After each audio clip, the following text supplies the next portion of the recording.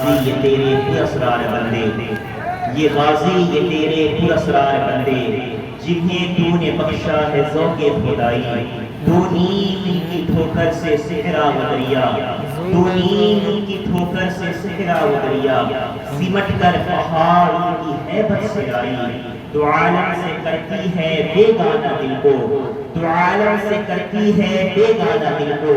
عجب چیز ہے لذت آشنائی، شہادت ہے مطلوب و مقصود مومن، شہادت ہے مطلوب و مقصود مومن، نہ مال غنیمت نہ کشور کشائی، نہ مال غنیمت نہ کشور کشائی۔ عزیزان محترم، قرآن مقدس کی مشہور و معروف آیت کریمہ میں نے آپ کے سامنے تلاوت کی، اور انشاءاللہ کچھ باتیں آپ کے گوشے گزار کروں گا۔ عزیزان محترم، سرکار دو عالم صلی اللہ علیہ وسلم نے قرآن مقدس کی صورت میں ہمیں جو دستور حیات اور دستور زندگی عطا کیا ہے، قرآن مقدس اللہ تبارک و تعالیٰ کی جانب سے نازل کرتا ایک ایسی عظیم کتاب ہے کہ جس کی عظمت کو مانتے ہوئے بھی کما حق ہم تسلیم نہیں کر پا رہے، یا جیسا کہ اس کے ماننے کا حق ہم قرآن مقدس کو اس انداز میں نہیں مان پا رہے، اس کی عظمت اور اس کی اہمیت کو اس انداز میں نہیں سمجھ پا رہے جیسا کہ سمجھنے کا حق تھا۔ قرآن مقدس کی عظمت اہمیت کا معاملہ یہ ہے کہ اللہ تبارک و تعالیٰ اس قرآن کو نازل کرتا ہے، اور جو مصحف عثمانی ہمارے درمیان ہمارے پاس جو موجود ہے، یہ مصحف شریف یہ قرآن مقدس اس ترتیب کے اعتبار سے سورہ بقرہ کی جب آپ تلاوت کرتے ہیں، الف لام میم کے ذریعے اس سورہ مقدسہ کا آغاز ہوتا ہے، چند ایسے حروف پر مشتمل یہ کلمہ عزیزان محترم جس کا معنی ہمیں سمجھ میں نہیں آتا، کسی مفسر نے جس کی تشریح اور توضیح نہیں کی، اس کے باوجود اللہ تبارک و تعالی ہم سے کہلواتا ہے ذالک الکتاب لا ریب فیہ، اس کتاب کے اندر شک کی کوئی گنجائش نہیں ہے۔ عزیزان محترم، یہ قرآن مقدس کا اپنا بہت بڑا چیلنج ہے کہ قرآن مقدس کی اثر آفرینی ہر اعتبار سے سرکار دو عالم صلی اللہ علیہ وسلم کے زمانے خاص میں جس طریقے سے آج بھی اس کی برقرار ہے، صبح قیامت تک قرآن مقدس کی اثر آفرینی برقرار رہے گی۔ عزیزان محترم، ایسا نہیں ہے کہ اس قرآن مقدس کے پڑھنے کی بنیاد پر، اس قرآن مقدس کی تلاوت کو سننے کی بنیاد پر کوئی عمر ابن خطاب دامن اسلام میں آ گیا تو اب کوئی اور نہیں آ سکتا، ایسا نہیں ہے۔ صبح قیامت تک قرآن مقدس اپنا اعجاز دکھاتا رہے گا، دنیا والوں کو یہ انداز دکھاتا رہے گا کہ جو بھی مجھ سے قریب ہوتا ہے، جو بھی مجھ سے اپنا تعلق جوڑتا ہے، میں اسے خداوند قدوس کی بارگاہ سے قریب کر دیتا ہوں۔ عزیزان محترم، یہ قرآن مقدس کا اعجاز ہے۔ پوری کائنات میں نگاہ اٹھا کر کے دیکھیں، آج آدم علیہ السلام کی تعلیمات کا دم بھرنے والے لوگ آپ کو مل جائیں گے، داؤد علیہ السلام کی تعلیمات کے ماننے کا دم بھرنے والے لوگ مل جائیں گے، موسیٰ علیہ السلام کی محبت اور ان کی تابعداری کے دم بھرنے والے افراد، عیسیٰ علیہ السلام کی محبت اور ان کی تابعداری اور ان پر جانثاری کا جذبہ رکھنے والے اور دم بھرنے والے افراد اس خاکدانی دنیا پر آپ کو نظر آ جائیں گے۔ عزیزان محترم، مگر آپ مطالعہ کر کے دیکھیں، اللہ تبارک و تعالیٰ نے کم و بیش 1,24,000 انبیاء کرام کی مقدس جماعت کو بھیجا۔ یہ انبیاء و رسول جب بھی اس سرزمین پر تشریف لاتے رہے، یہ دنیا والوں کے سامنے اپنی نبوت کے دلیل کے طور پر اللہ تبارک و تعالیٰ کی وحدانیت کو منوانے کے لیے کوئی نہ کوئی معجزہ پیش کرتے رہے، مگر مسلمان جائے میرے عزیزوں کہ جب گزشتہ انبیاء کرام کا آپ مطالعہ کرتے ہیں تو کوئی نبی ایک معجزہ لے کر کے آتا ہے، کوئی نبی 2 معجزہ، کوئی نبی 10 معجزے لے کر کے آتا ہے، مگر سرکار دو عالم نور مجسم صلی اللہ علیہ وسلم کی یہ شان ہے کہ شیخ محدث شیخ محدث دہلوی جو شاہ ولی اللہ، شاہ عبدالرحیم اور اس طرح سے کئی خاندان ولی اللہ کے سرپرست اور سربراہ ہیں، وہ شیخ محدث دہلوی کی، اسے محقق الاطلاق ہر ایک بندہ مانتا ہے۔ دلی کی سرزمین پر آرام فرمانے والا یہ مرد کلندر، جس نے بر صغیر کی سرزمین پر علم حدیث کے تعلق سے عظیم کارنامہ انجام دیا کہ دنیا کے بر صغیر کے اندر جتنے بھی مدارس پائے جاتے ہیں، جتنے بھی محدثین پائے جاتے ہیں، آج اکثر محدثین کے پاس جو بخاری شریف کی سندیں پہنچتی ہیں وہ شیخ عبداللہ محدث دہلوی سے ہو کر کے پہنچا کرتی ہیں۔ بڑی عظیم خدمتیں شیخ عبداللہ محدث دہلوی رحمۃ اللہ تعالی علیہ نے علم حدیث اور خدمتیں علم حدیث کے اندر انجام دی ہیں۔ وہی شیخ عبداللہ محدث دہلوی فرماتے ہیں کہ اللہ تبارک و تعالی نے تمام انبیاء کرام کو جب اس ہوئے زمین پر کفر و شرک کی چادر کو تار تار کرنے کے لیے بھیجا، ان میں سے ہر ایک کو کوئی نہ کوئی معجزہ دے کر کے بھیجا، مگر ہمارے نبی سرکار مدینہ صلی اللہ علیہ وسلم کی یہ شان ہے کہ اللہ تعالیٰ نے انہیں ایک دو معجزہ نہیں بلکہ سر سے لے کر پاؤں تک سراپا معجزہ بنا کر کے بھیجا۔ میرے نبی کی شان یہ ہے کہ میرے نبی چلے تو معجزہ ہے، میرے نبی بولے تو معجزہ ہے، میرے نبی انگشت مقدس اٹھائے تو معجزہ ہے، میرے نبی اشارہ کرے تو معجزہ ہے۔ میرے نبی کا معاملہ یہ ہے کہ شیخ محقق نے کہا کہ تمام انبیاء کرام کو جو معجزے الگ الگ دیے گئے تھے وہ تمام کے تمام معجزے سرکار مدینہ کے وجود مسعود کے اندر جمع کر دیے گئے۔ دوسرے نے کہا کہ نہیں، تمام انبیاء کرام کو جو معجزے عطا کیے گئے وہ سرکار عالم صلی اللہ علیہ وسلم کا صدقہ تھی اور حضور کی ذات سے بٹی تھی۔ اسی لیے تو کہنے والے نے کہا کہ حسن یوسف دم عیسیٰ یدے بیضا داری آج خوبان سادارن دور تنہا داری، تمام کو جو حسن و جمال، جو خط و خال، جو معجزات عطا کیے گئے سرکار مدینہ کے رسول مسلم کے اندر، ان سارے کمالات کو جمع کر دیا گیا، مگر میرا وہ نبی کہ جو سر سے پیر تک معجزہ ہی معجزہ ہے، اس نبی کو تو عظیم معجزہ عطا کیا گیا، ایسا عظیم معجزہ کہ جو صبح قیامت تک کے آنے والے تمام چیلنجز کا مقابلہ کرتا رہے گا اور تمام آنے والی جدید فکر، تمام آنے والی جدید ٹیکنالوجیز کا منہ بولتا اور تمام جدید ٹیکنالوجیز کو وہ آنکھیں دکھاتا ہوا اور چیلنج کرتا ہوا نظر آئے گا۔ وہ دو عظیم معجزے کیا ہیں؟ میرے نبی کا پہلا عظیم معجزہ معجزہ معراج ہے اور دوسرا عظیم معجزہ معجزہ قرآن ہے کہ قرآن مقدس ایسا عظیم معجزہ ہے، ایسا عظیم معجزہ ہے کہ آپ بڑے بڑے زبان و بیان کے ماہرین کو دیکھے ہوں گے، مگر قرآن مقدس نے ایک چیلنج کیا تھا کہ فاتو بصورت، اگر تم سچے ہو اس قرآن مقدس کی ایک مختصر سی صورت کی مثل لے کر کے آؤ۔ مگر کیا ہوا کہ تمام اقوام کفر ہکا بکا اور ششدر نظر آئے اور انہیں کوئی چاہت نہ بن پڑی۔ عزیزان محترم، قرآن مقدس کے تعلق سے آپ یہ سمجھیں کہ یہ قرآن صرف کتاب برکت نہیں ہے، یہ قرآن صرف کتاب رحمت نہیں ہے، یہ قرآن صرف 40 میں پڑھنے کے لیے نہیں ہے، یہ قرآن صرف گھروں کی افتتاح کے موقع پر، دکانوں کی اوپننگ کے موقع پر حصول برکت کے لیے پڑھنے کی چیز نہیں ہے۔ اس قرآن مقدس کا معاملہ یہ ہے کہ یہ قرآن ایک دستور حیات ہے، یہ قرآن ہماری زندگی گزارنے کے لیے اللہ کی جانب سے عطا کی گئی ایک گائیڈ لائن بک ہے۔ اس قرآن مقدس کی بنیاد پر ہمیں زندگی گزارنے کا طریقہ، زندگی گزارنے کا سلیقہ عطا کیا جاتا ہے۔ عزیزان محترم، یہ قرآن مقدس، اس قرآن مقدس کا معاملہ یہ ہے کہ ڈاکٹر اقبال نے کہا تھا کہ اس قرآن مقدس کی تعلیمات اور اس قرآن مقدس کے نظریات سے دور ہو کر کے اگر تم ایک مسلمان ہو کر کے زندہ رہنا چاہتے ہو تو بغیر قرآن مقدس سے آپ فرشتہ مضبوط کیے ہوئے ایک مسلمان کی حیثیت سے زندہ نہیں رہ سکتے۔ ڈاکٹر اقبال کہتے ہیں گر تم می خواہی مسلمان زیستن، گر تم می خواہی مسلمان زیستن نیست ممکن جز بقرآن زیستن، یہ ہو ہی نہیں سکتا کہ ہم ایک مسلمان بن کر کے زندہ رہنا چاہیں اور قرآن مقدس کو چھوڑ دیں۔ عزیزان محترم، قرآن مقدس کا یہ اعزاز ہے کہ قرآن ہر دور کے چیلنج کا جواب دیتا ہوا اور منہ بولتا ثبوت نظر آتا ہے۔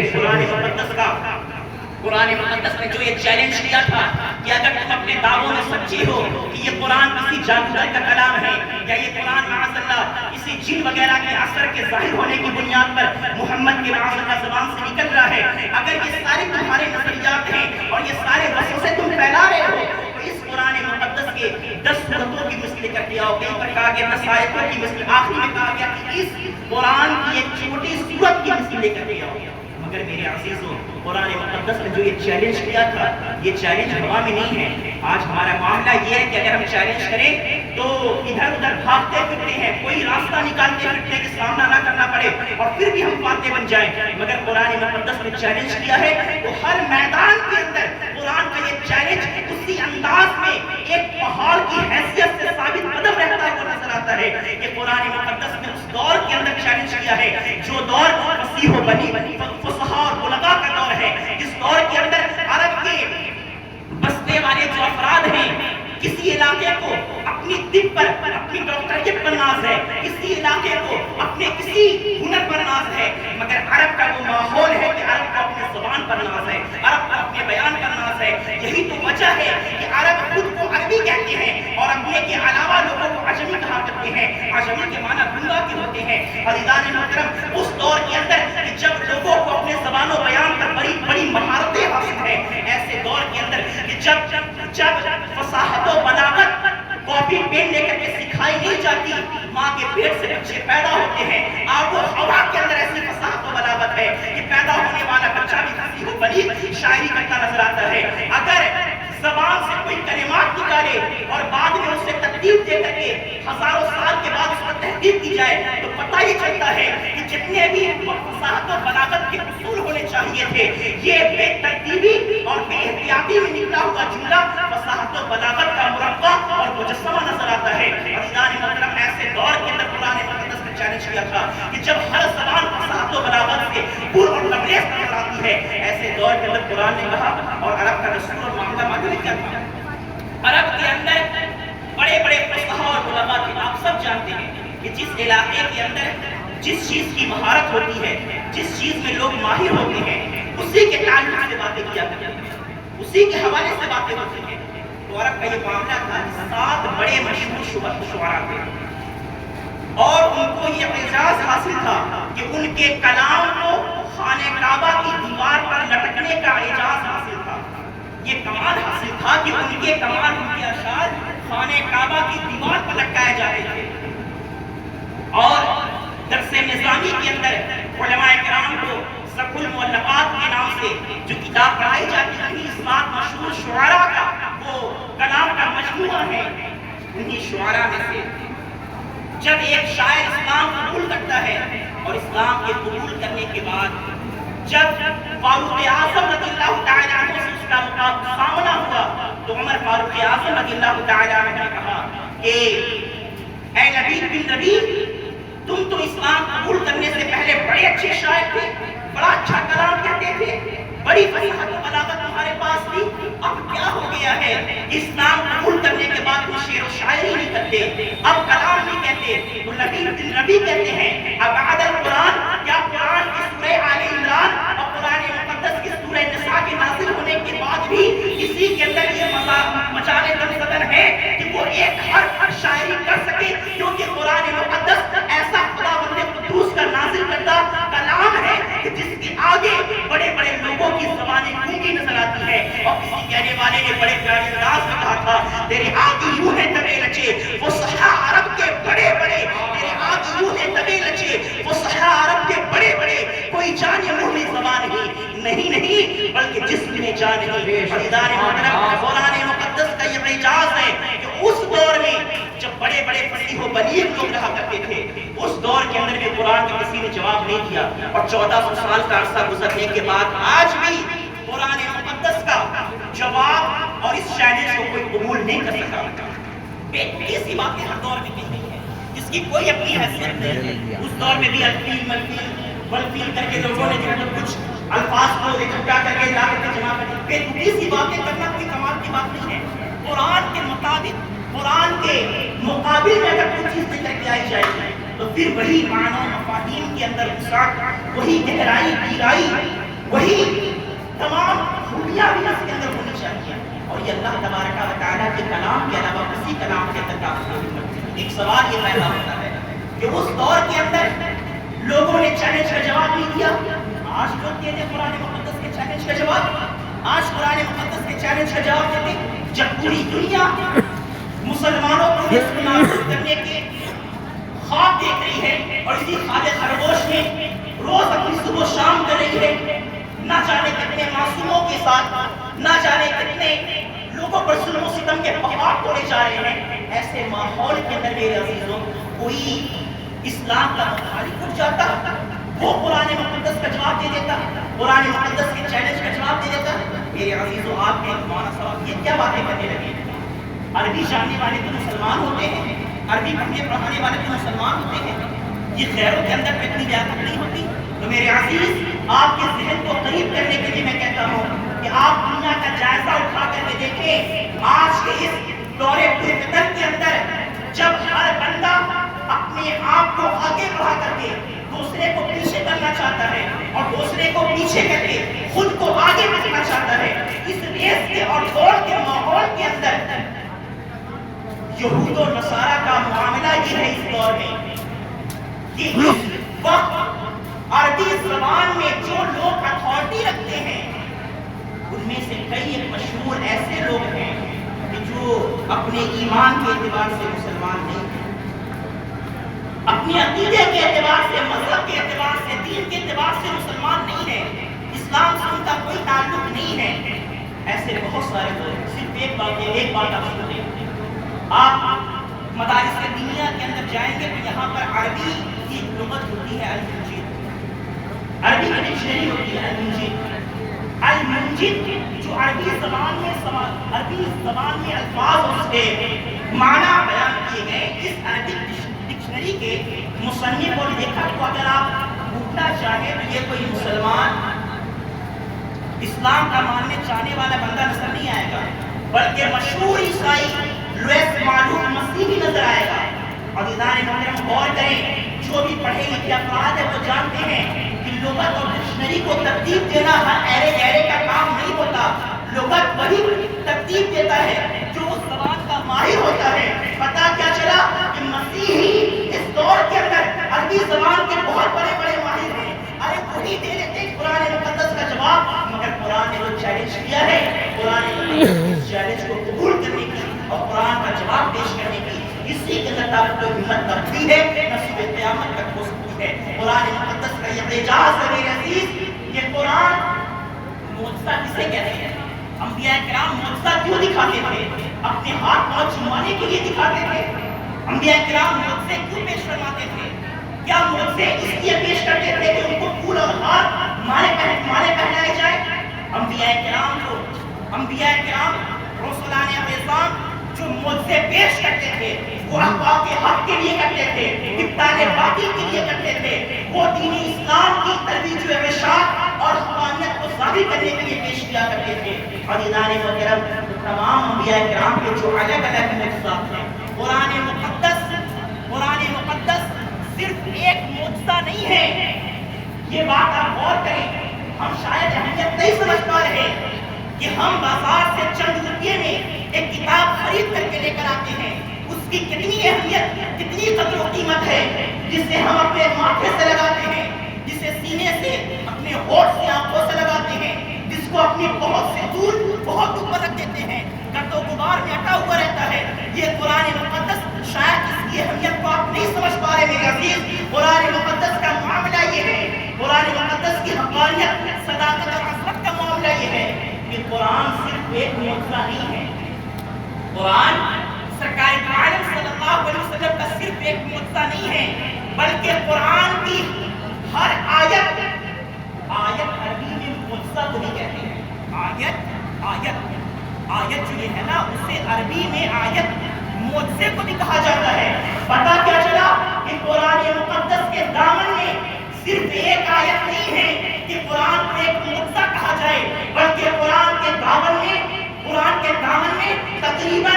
6,500 سے زائد آیتیں ہیں. پتہ کیا چلا کہ ایک قرآن کی صورت میں اللہ تبارک و تعالیٰ نے اپنے محبوب کو 6,500 سے زائد معجزے عطا فرمائے. اور معجزے کا کام ہوتا ہے کہ جب بھی اسے پیش کیا جائے گا, لوگ اپنے آپ کو روک نہیں پائیں گے. ایک مفکر نے بڑی پیاری بات کہی تھی, میرے عزیزوں آپ دوسری جانب توجہ نہ دیں, چند باتیں جو بڑی ضروری ہیں آپ توجہ سے سن لیں. انشاءاللہ ہمارے مہمان بس تشریف کی جانب آتے ہیں.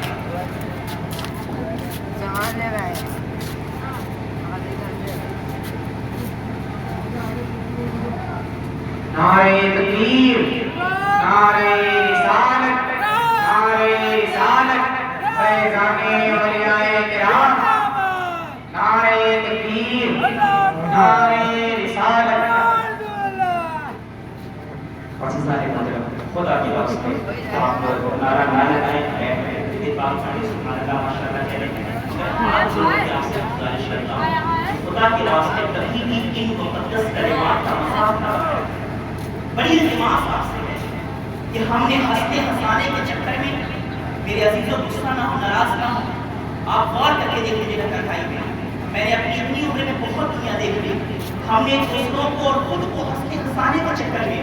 اپنے اسلام کے ساتھ ہم نے کتنا ہنسی مذاق کیا ہے، ہمیں کچھ سمجھ میں نہیں آتا۔ عزیزان محترم، شادی بیاہ کے معاملات کو لے کر کے آج کا مذاق بنایا جا رہا ہے۔ آپ مجھے بتائیں کہ اسلامی نظریے کے حوالے سے کیا شادی بیاہ کا